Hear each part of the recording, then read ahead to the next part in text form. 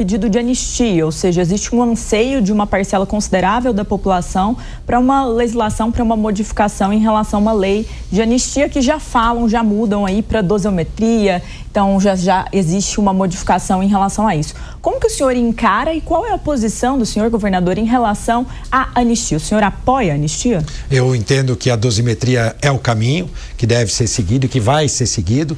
O Paulinho mesmo assim está com muita dificuldade para conseguir construir um texto que possa atender aos parlamentares e ao mesmo tempo também ao judiciário. Esse é um desafio dele e vale lembrar, é importante dizer, Jéssica, são os deputados, os vereadores, os deputados estaduais, deputados federais no caso e senadores, os verdadeiros representantes do povo, né? Eles sim representam a sociedade e cabe essa discussão dentro do plenário para ver o que é possível ser construído. Eu espero que a gente tenha sim uma construção para que a gente possa corrigir um certo exagero que eu já também declarei em relação às penas daquelas pessoas que participaram daqueles atos e que talvez não tinham consciência exata de que aquilo podia ser conectado a alguma coisa próxima de um golpe. Na minha opinião também se construiu muito bem ali uma narrativa, aliás, uma especialidade do PT em fazer. Lá atrás, quando a gente teve o Petrolão, eles diziam que também era um golpe midiático que estava contra eles. Depois a gente teve o Temer, né, quando assumiu o impeachment, também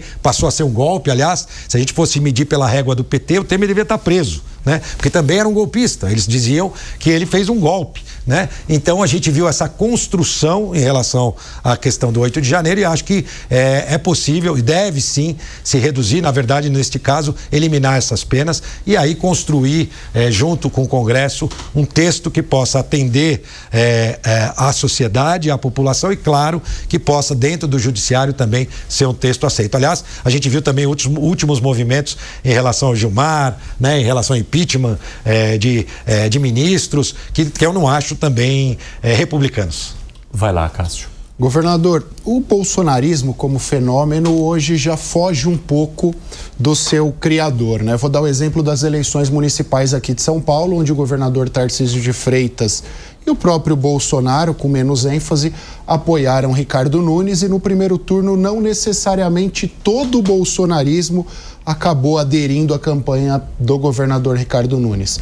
Nas eleições estaduais aqui em São Paulo em 2026, há um receio, em sendo o Tarcísio o candidato, isso acho que é menor, mas caso não seja o Tarcísio um candidato, há o receio numa eventual sucessão que o bolsonarismo não venha a aderir totalmente a essa candidatura ou não é uma preocupação que se tem no Palácio hoje? Eu acho que uma reeleição é uma reeleição onde a população vai avaliar o governo, né? E a partir daí vai dizer se quer continuar com esse governo que aqui está ou quer mudar para uma nova opção. Acho mais difícil essa discussão num governo bem avaliado acontecer. É claro, sempre é a discussão de continuo ou troco, é uma oportunidade de trocar. A população fez isso ao longo dos últimos, a gente teve quase 25 anos do governo do PSDB ou conectado ao PSDB e o governo e a população de São Paulo queria uma nova alternativa. Optou pelo governador Tarcísio, pelo nosso time, eu ao lado dele na chapa e acho que essa é a grande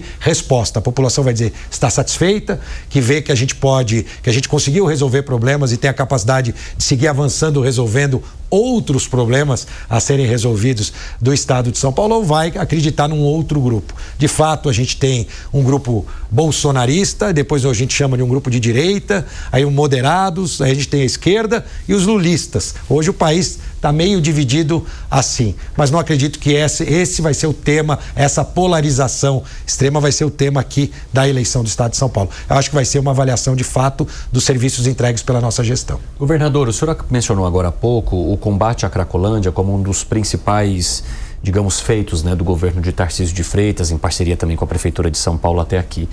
Mas a gente ainda vê muitas críticas em relação a um trabalho que foi meio que para inglês ver, então você tira a Cracolândia daquele ponto onde ela ficou reconhecida, mas você pulveriza